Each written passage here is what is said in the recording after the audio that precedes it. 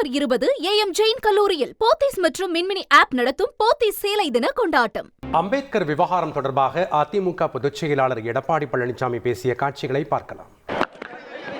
ரகுபதி இருக்கிறன்றதுக்கு விசுவாசமா இருந்தது கிடையாது. திமுகவுக்கு ஜால்ரா போட்டு தான் விசுவாசமா இருக்காரு.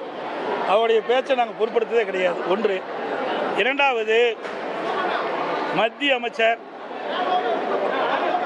மாண்புமிகு அமித்ஷா அவர்கள் அண்ணல் டாக்டர் அம்பேத்கர் அவர்களை பற்றி சொன்ன கருத்துக்கு அனைத்து இந்திய அண்ணா திராவிட முன்னேற்ற கழகத்துடைய முன்னாள் அமைச்சர் சகோதரர் டி ஜெயக்குமார் அவர்கள் நேற்றைய தினம் விளக்கமாக தெரிவித்து விட்டார். அந்த கருத்து தான் என்னுடைய கருத்து.